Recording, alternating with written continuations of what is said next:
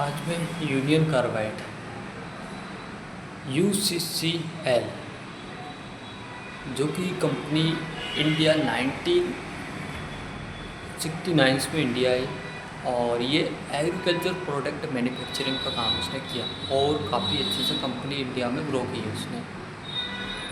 लेकिन जैसे ही 1984 के बाद कंपनी की इक्विटी कम होती चली गई, 50.9 कुछ ऐसी उसकी इक्विटी कम होती चली गई और कंपनी को कहीं ना कहीं लॉस होने लगा और इंडिया से जाने का भी उसका प्लान था। कंपनी मेंटेनेंस पे ध्यान नहीं दे पा रही थी, वर्कर्स भी उसने कम कर दिए, जो वर्कर्स थे उसको भी कम कर दिए, मेंटेनेंस का ध्यान नहीं दे पा रहे थे। और जो इतनी भोपाल में जो गैस लीकेज हुई और इतने सारे लोगों की जान गई, तो कहीं ना कहीं देखा जाए तो कंपनी से लेके गवर्नमेंट तक उन्होंने इस चीज़ पे ध्यान नहीं दिया। एटलीस्ट लोकल अथॉरिटी को ये मालूम ना पड़े, जानकारी ना हो, जो कंपनी का पब्लिक के लिए, जो कंपनी के लिए सायरन था, जो कि ऐसी सिचुएशन यदि घटना घटित होती है तो वो 1-1.5-2 घंटे पहले वो सूचित कर देते हैं शायद, तो उसके लिए भी उन्होंने बंद कर दिया। जब तक कंपनी चल रही है तब तक चलाते हैं। तो इसके लिए गवर्नमेंट ने पहली बात तो पब्लिक एरिया में उसके लिए अप्रूवल देना ही नहीं चाहिए था। गवर्नमेंट ने उसके पार्लियामेंट में उसका बिल पास भी हो गया और उसके लिए गवर्नमेंट पब्लिक एरिया में अप्रूवल भी मिल गया। इतने डेंजरस प्रोडक्ट मैन्युफैक्चरिंग कर रही है, इस पर कोई विशेष ध्यान नहीं दिया और कंपनी को अलग कर दिया गया।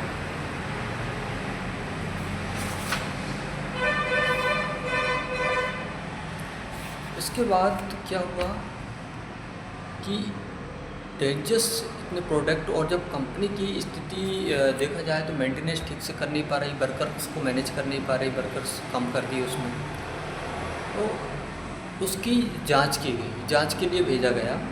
तो उसमें कई सारी कंप्लेंट्स भी की गई थी, लेकिन जांच के लिए जब भेजा गया तो जांच में 61 खराबियाँ बताई गई थी।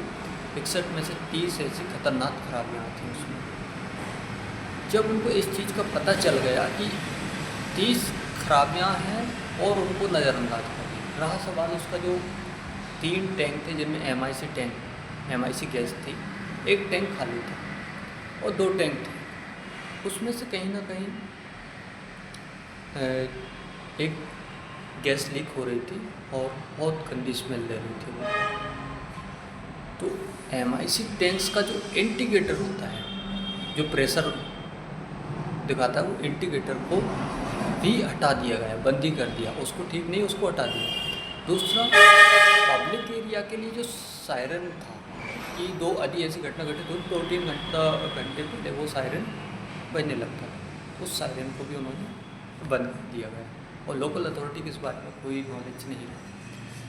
इससे पहले 1984 के समथिंग एक वर्कर्स की डेथ हो गई थी और उसी गैस की वजह से, तो उस चीज़ को भी उन्होंने, उस चीज़ को दबा दिया गया और उस पर भी ध्यान नहीं दिया गया। उसमें फिर एक पत्रकार थे, उन्होंने एक पब्लिश भी पेपर में किया कि यह कंपनी बहुत डेंजरस, कभी भी कोई घटना घटित हो सकती है, लेकिन गवर्नमेंट किसी ने उस चीज़ पर ध्यान नहीं दिया गया। इसको लेकर एक भोपाल के वकील थे, उन्होंने कंपनी को नोटिस भी दिया था। उनको कंपनी के लिए, UCC के लिए उन्होंने नोटिस दिया कि ये सब ऐसा ऐसा हो रहा है। तो ये सारी खराबियाँ थी वहाँ पर। जो कल्याण राय कुछ करके थे, उनकी काफ़ी तबीयत ख़राब हो गई थी, तो कंपनी ने क्या करा, उनको अवकाश लेना भी नहीं पड़ा था। तो उसमें जो एक गैस पाइप था, उसमें से छोटी छोटी गैस, मतलब बूट टाइप लीकेज कर रही थी, बहुत गंदी स्मेल दे रही थी। रात को 10 बजे के समथिंग जो वर्कर्स थे उन्होंने सुपरवाइज़र को इन्फॉर्म किया कि यहाँ पे बहुत गंदी स्मेल आ रही है। सुपरवाइज़र गया तो उन्होंने और मैनेजर को इन्फॉर्म किया, तो उन्होंने 12 बजे के समथिंग जो एक टी ब्रेक होता है कि टी ब्रेक के बाद अपन इसके लिए देखते हैं, जब उन्होंने टी ब्रेक के बाद चाय पीने के बाद उस टैंक के पास पहुँचे, देखें सिचुएशन अनकंट्रोल हो चुकी थी। गैस इतनी खतरनाक कि कंट्रोल होने से रही तो उसमें आँखों में जलन और गैस के कई सारे दुष्प्रभाव थे, जो कि कंपनी ने इंडिया के किसी डॉक्टर्स को सूचित ही नहीं किया कि यदि इससे रिएक्शन होता है तो उसका ट्रीटमेंट किया जाए। तो इसको लेकर कोई वो नहीं था। तो गैस इतनी लीकेज हुई कि कंपनी के जो भी एम्प्लॉयज़ थे फिर उनके लिए वहाँ से जब अनकंट्रोल हो गए तो फिर उनके लिए जाना पड़ा वहाँ से। और इसके बारे में उस रात पब्लिक को कोई याद नहीं कि इतनी खतरनाक गैस लीकेज हो चुकी है। जब वो घरों में खिड़कियों के जरिए से भी और जिसके भी गैस जाती तो उसका सांस लेने में दिक्कत और आँखों में जलन। तो सुबह तक इसमें कई सारों की लोगों की डेथ हो गई और कई सारे बहुत से जानवर मारे गए और पब्लिक हॉस्पिटल में विद्या में एडमिट कराए गए। अब डॉक्टर्स को भी नॉलेज नहीं, हम ट्रीटमेंट क्या करें, क्या स्टार्ट करें। लोगों को सांस लेने में दिक्कत हो रही तो उन्होंने ऑक्सीजन लगा दिया। ऑक्सीजन से और रिएक्शन बढ़ जाता है, बड़ा उसका, लोगों की उसी टाइम पर डेथ हो। क्योंकि इसके बारे में कंपनी के जो मेडिकल्स था, जो कंपनी की जो बनाती है, जो गैस बनाती है, उसके क्या क्या रिएक्शन होती है, उसका क्या ट्रीटमेंट होता है, तो उससे उन्होंने क्या वो संपर्क किया तो उनको बताया कुछ नहीं है, छोटा सा इसका यही रिएक्शन का एक गीला कपड़ा सिर पर रख दीजिए, हो जाता है ठीक। तो ऐसा किया तो और रिएक्शन हुआ उसका, पानी से और रिएक्शन हुआ, पानी से ही वो लीकेज हुई, क्योंकि वाटर टैंक को जैसे ही उसके अंदर पानी गया रिएक्शन हुआ तो वो लीकेज हुई।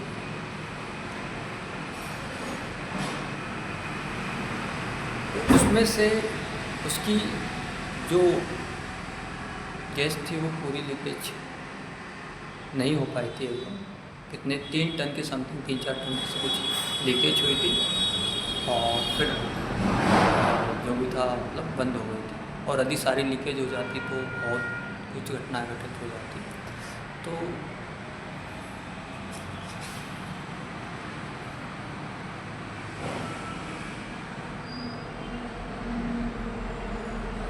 एमआईसी प्लांट जिसकी सेफ्टी रिपेयरिंग जिसमें कि अधिकांश समय की प्रक्रिया के अनुसार किया। कमल पारेख ने सेफ्टी सुपरिटेंडेंट जिसका एक मौखिक स्टेटमेंट है। कमल पारेख नटराजन दिवस 1994 में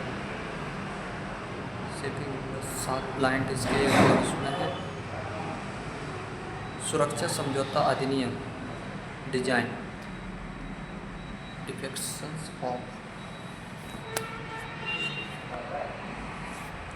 इसको डिज़ाइन किसने किया था?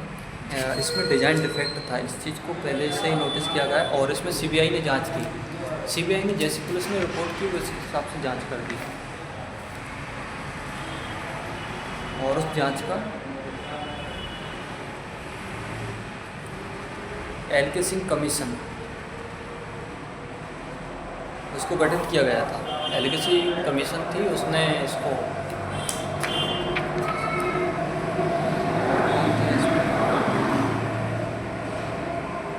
LK Singh commission, Keshav Mahindra, BP Gokhale, जब ये उनके लिए उसी दिन रिहा कर दिया गया था $21,000 में। विजय गोखले और केशव महिंद्रा 45 4 कुछ ऐसा है इसमें, $4 से $70 कुछ रिजर्व बैंक में अभी जो भी पैसा दिया था वो अभी उसमें है। तो इसका केस आज भी चल रहा है।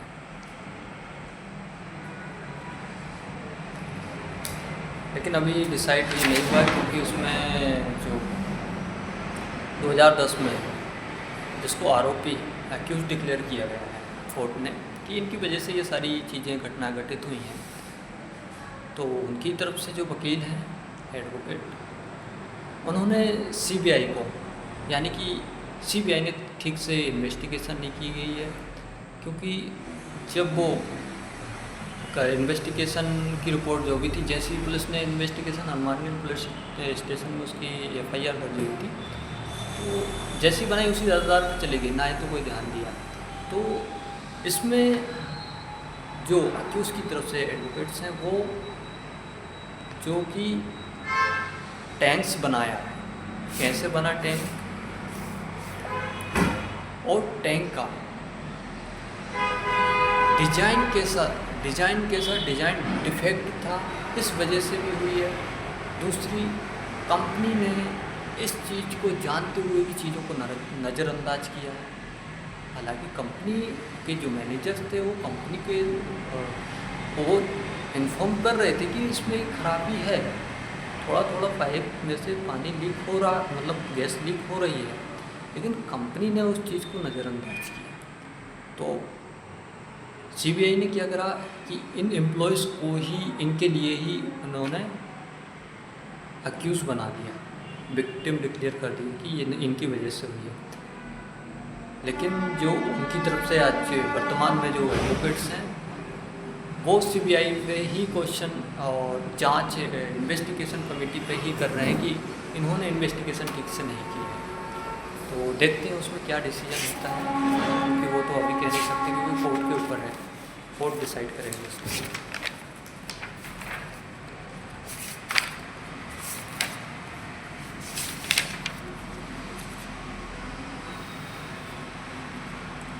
इसमें बहुत से लोग गवाह भी बनाए गए थे, लेकिन जो मुख्य गवाह हैं सिर्फ उनकी ही गवाही दी गई थी। इसमें केशव राय